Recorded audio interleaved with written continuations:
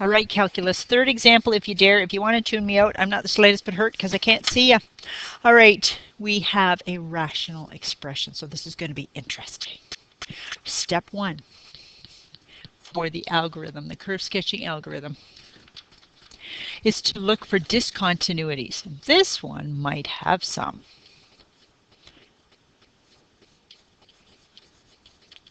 Can't blame the smart board for spelling, can I? Right, so we want to know when that denominator is going to give us some problems. So it will give us problems because it's nicely factorable at x equals, yep, x equals 2 and x equals -1. Step number 2 is we are looking for asymptotes. We know for the discontinuities we have vertical asymptotes at x equals 2 and x equals -1. Because neither of the factors on the bottom divide out into the top, we don't even have to worry about it. So let's look at the end behavior, the limit, as x gets really, really large. And if I divide out my largest power of the variable, I'll have 1 minus 4 over x. Divide out an x squared from the denominator, I have 1 minus 1 over x. Subtract 2 over x squared. You know, every one of those fractions is heading towards 0. And if I were to divide out, I would be left with 1 over x essentially. And as x gets super, super, super large, this thing will approach 0. There is no oblique asymptote. So this is our horizontal. There is no oblique asymptote. Because this one we can use the fact that we don't have 1 degree higher in the top than the bottom. So we can just stick with the vertical and the horizontal. Okay, this one's interesting. Number 3 is to look at critical points. And number 4 is to classify them.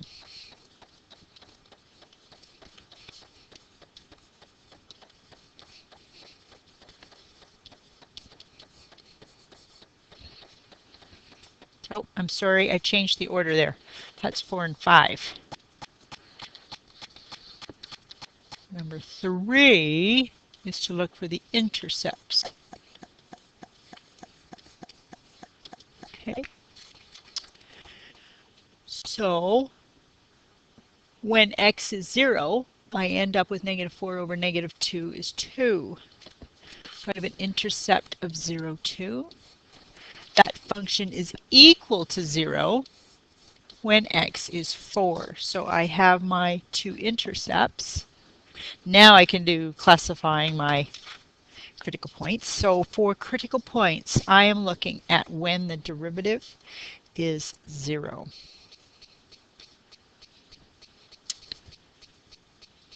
So I have a quotient. So I have derivative of the top is 1 times the bottom, x squared minus x minus 2. Subtract the top, derivative of the bottom, and the derivative of the bottom is 2x subtract 1, all over the bottom squared.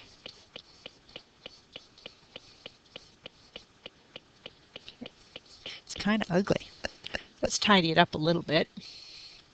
So I have x squared, subtract x, subtract 2, subtract all of this mess.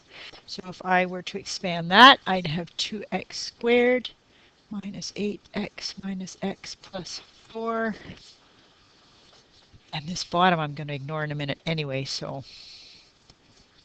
Okay. So minus x squared, negative x plus 8x plus 7x. Oh, what did I do here? X minus, I missed one. I have -8. No, I didn't. Don't. I have -x plus 8x plus x. So I have plus 8x altogether. There it is. -2 subtract 4 is a -6. All over the bottom. Okay. When is that 0? Where the denominator gives us where it isn't defined, but we already know what's going on there. It's an asymptote. When is that top 0?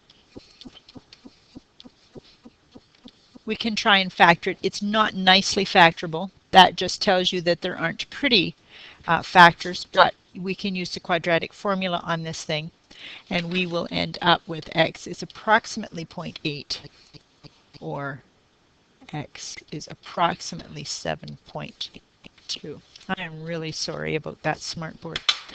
Okay, I am going to classify these critical points as maxes or mins by looking at 0.8, 7.2, values smaller, values in between, and values larger than 7.2.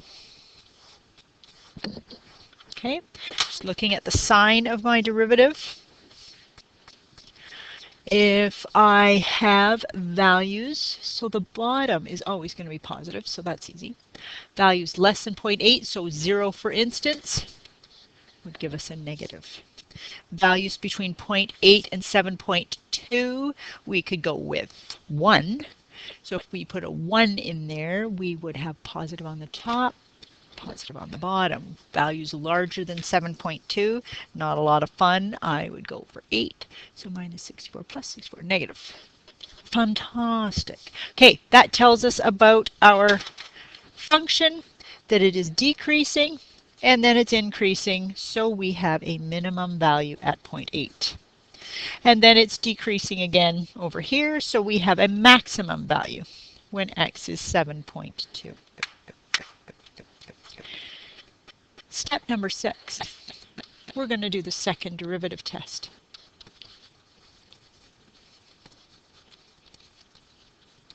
We're going to look at where the second derivative is 0 or undefined and determine if they're points of inflection.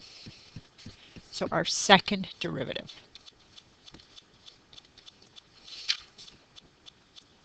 Sorry, I should have been using y here. Anyway, here is my first derivative. So my second derivative is derivative of the top. I don't know if I can fit this in. The derivative of the top is negative, I just have to find it. Here we go. Negative 2x plus 8 times the bottom.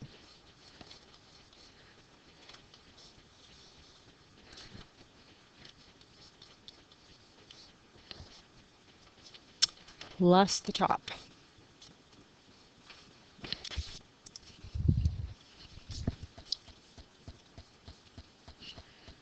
Squared times the derivative of the bottom.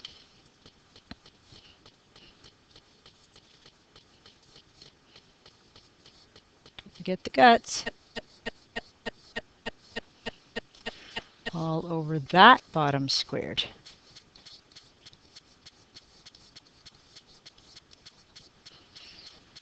So if you were trying to do this, which I keep telling you, on a desert island and you have no graphing calculator, you'd really be messed up because this one is brutal. I would never ask you to do this. This particular thing only has 1 0, and that can only be found from graphing software. We don't have the algebraic tools to do that,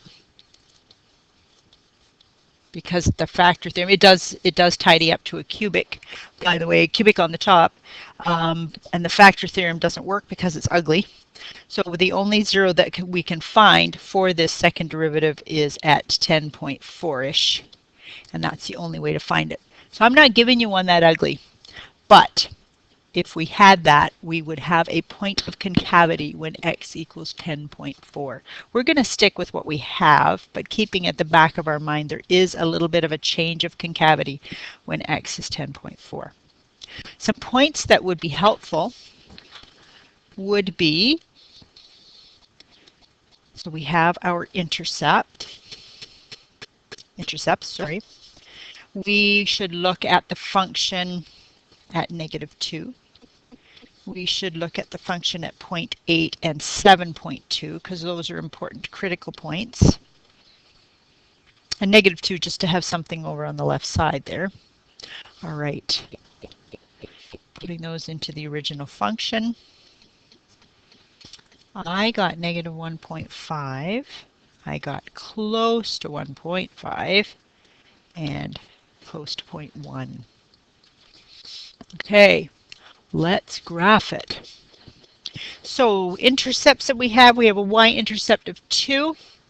We have an x-intercept of 4. We have some asymptotes at 2. Wow, and -1.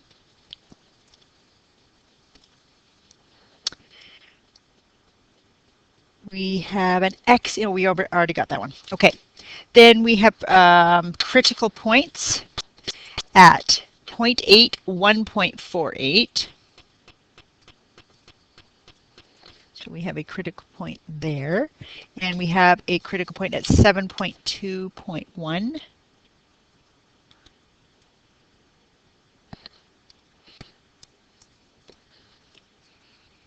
And a change of concavity a little bit further down the road. Not going to quite fit on there.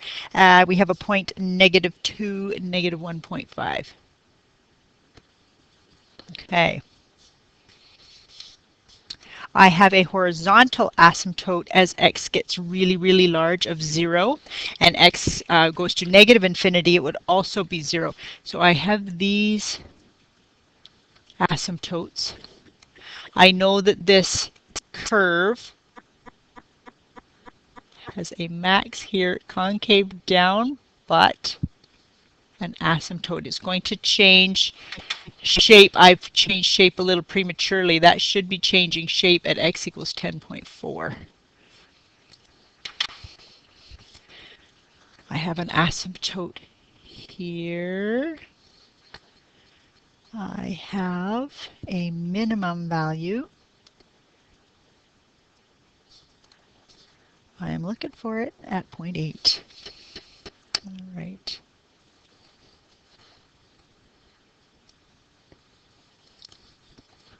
Again, I hate it. I hope your paper copy is going super well for you. Here's a Desmos look at what we were just drawing on a lumpy smartboard. So you can see your minimum value and our maximum value and a change of concavity in about right here actually as it approaches the asymptote.